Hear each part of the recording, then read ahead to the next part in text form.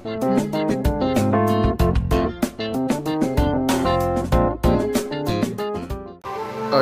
guys, may video na. Nag-success tayo sa pagpapalit ng SMD capacitor. Lumabas yung 3.3 volts, tapos nag-stable na yung kanyang 12 volts. Abangan ninyo kung paano natin naayos ito. So mga guys, ito yung naging issue niya, na nag-blink lang yung kanyang indicator, as you can see yan sa kanyang video. Yan naman ay tama dun sa feedback ng ating customer. Pero bago natin buksan yan, ay shoutout muna natin ang may-ari ng smart TV na to, kay Engineer Christopher Tansoko ng San Pedro, Laguna. How are you, sir? So eto na nga, umpisa na natin ang pagbabaklas sa kanyang back cover. Mga karekontek, wala pong screw ito, screwless. May mga lock yan sa pinakailalim ng back cover. Kailangan lang natin na gumamit ng plastic spatula na katulad ng ginagamit ni Mr. Recontek para umangat o ma-unlock yung mga clip sa ilalim. Maririnig nyo yan guys na naglalagatak siya. So ito na, iaangat ko na yung cover para hindi lang masyadong mahaba yung video natin, ay ready na. Ito ay isang combine na Mobo at saka power supply magkasama na dito sa Smart TV na UA55NU7090G na model. Ganyan po yung ang itsura, kaya imekos-mekos muna natin mga karekontek para matanggal yung mga alikabak, yung mga kamalasan ay palayasin muna natin. Katulad ng ginagawa ni Recontek. So ayan na, tanggalin natin yung pinaka ribbon na isa bandang kanan.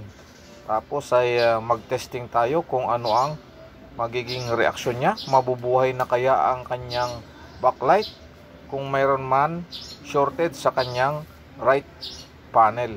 So isasaksak na natin katulad ng ginagawa ni Mr. Recontek. Ayan na, mabubuhay na nga kaya? Abangan. Ay wala, ganun pa rin, blank pa rin oh. So may problema pa tayong iba mga karekontek. Hahanapin natin yan. Maghanap tayo ng mga pwedeng diode na shorted kaya hindi tayo makapag power up. Yan yung ating gagawin.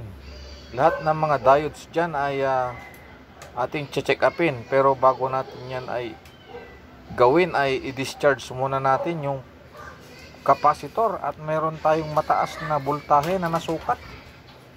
More than 200 volts guys. Masakit yan pag nakuryente tayo. So ang gamit lang natin sa pagdi-discharge ay yung lumang soldering iron. Nilagyan ko lang ng probe test para maganda nating maisuksok sa paa ng main filter capacitor. Then pagkatapos nyan ay sukatin natin uli kung ano na ang kasulukuyang voltahe ng main filter capacitor para hindi po tayo makuryente. Oh, ayan, nasa 4 volts na lang. 4 volts DC na lang mga guys. Pwede na natin yan baklasin or mag-check na tayo ng mga diodes. Yan yung ating unang step na gagawin kasi nga wala tayong output. Yan, hindi rin nagbubukas ang ating backlight kahit kinalas na natin yung ribbon ng kanan.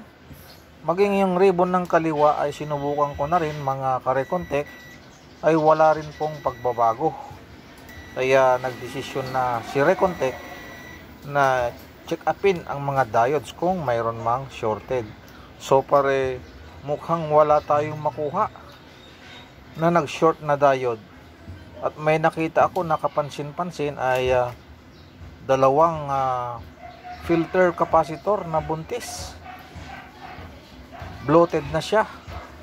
Mamaya ituturo ko sa inyo. Ipagpatuloy ko lang yung ating ginagawang paghahanap ng shorted na diode.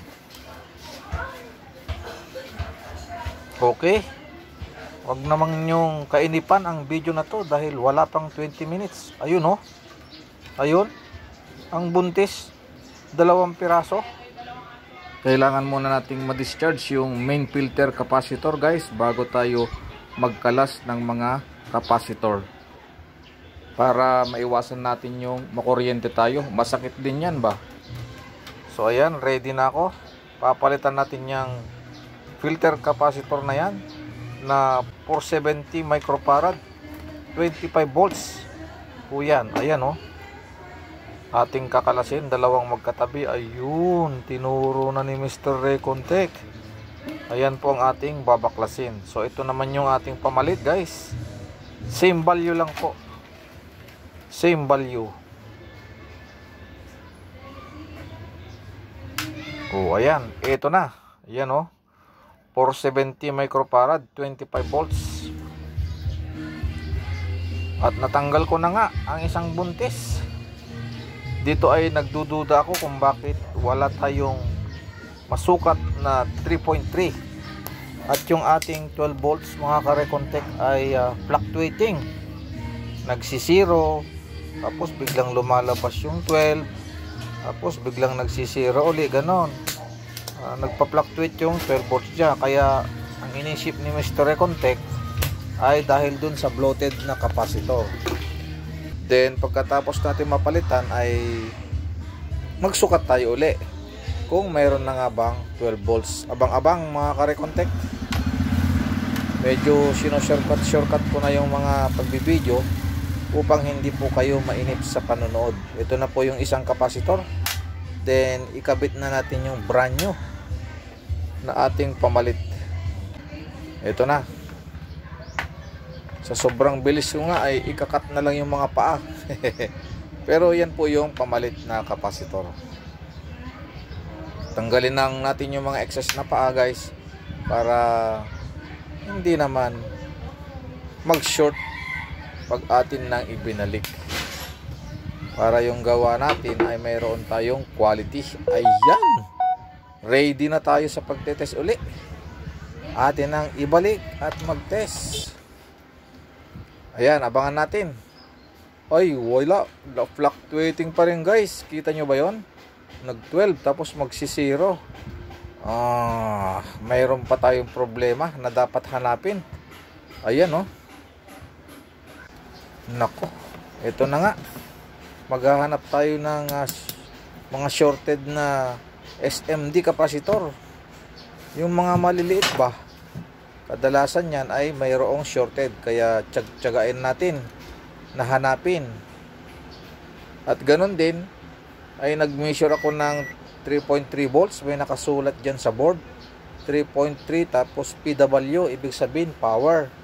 Nung sinukat ko yung mga guys ay wala pong output, kaya nagduda na ako na may shorted na capacitor doon sa paligid ng supply na yon. At yun na nga, may nakita nga po akong 2 SMD capacitor na shorted.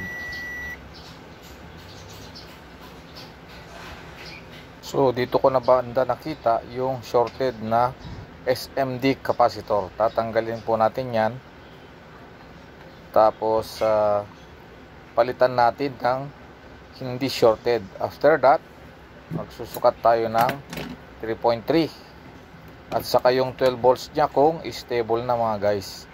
Abang-abang nyo na lang kung makakapagsukat na tayo ng 12 volts mamaya.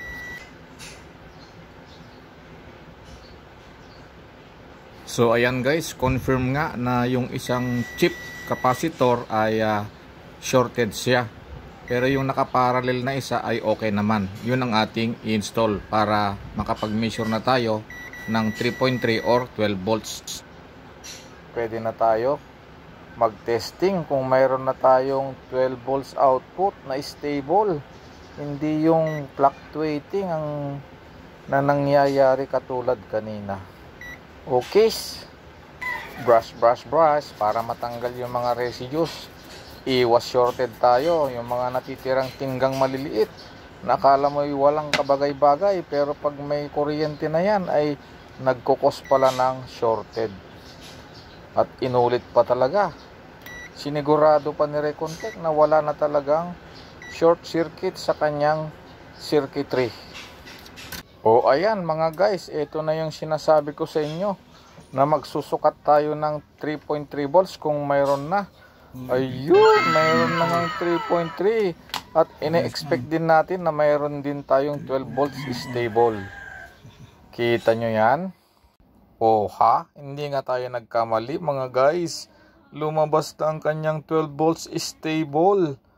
So ayan na nga, nag-success tayo sa pagpapalit ng shorted na SMD capacitor. At ituturo ko sa inyo kung nasaan nga ba yung shorted na SMD. Ayan. Ayan yung shorted. Ikinabit ko lang sa bandang taas. In-offset ko lang siya para dyan lang siya sa gilid. Okay, mga karekontek. Pagkatapos natin na makorek yung 3.3 volts. So kanina guys, nung unang bukas natin, kung napansin nyo doon sa unahan ng video, ay yung 12 volts natin dito kanina ay fluctuating, no? Fluctuating. Mayroon nagpapakita tapos nawawala. What? Nung makita natin yung shorted na capacitor doon sa may 3.3 volts at natanggal na natin, ay ayun, tetestingin na natin ngayon yung TV. Tingin na lang kayo dito sa ating DBM mga guys. Mga karekontek, isasaksak ko na tapos abang tayo dito sa diode na to kanina. Ayan, nakasaksak na. Ayun, kita nyo yung ating diode output 12 volts stable. Tapos nag-ano na yung ano niya, yung backlight niya guys, umilaw na. Ayun oh, umilaw na oh. Kita nyo ba? Ayun, liwanag oh. Kita nyo sa mga butas-butas, pakita ko. Ayan oh. Ayan mga butas-butas oh, ayan. Yan, umilaw na, di ba? Ayan oh. So ibig sabihin yung backlight umilaw na, ibig sabihin yan, meron na tayong pag-asa. May video na tayo niyan dapat. Ayan. Kita nyo yan mga guys. Success tayo sa ating nakita na problema. Shorted lang na microchip capacitor. Oh. Yung maliit na capacitor. Yan. Nakita natin yon. So tignan natin yung ating video ngayon kung ano na ang kalalabasan. Wait nyo lang at ating itatayo yung TV. So ayan, final test na natin. Isasaksak ko na. Abangan nyo na lang mga guys, mga karekontek. Ayan na, sinaksak ko na. Power on. Power on. Yan, power on na. Abang-abang. Ayun oh. Lumabas na Netflix.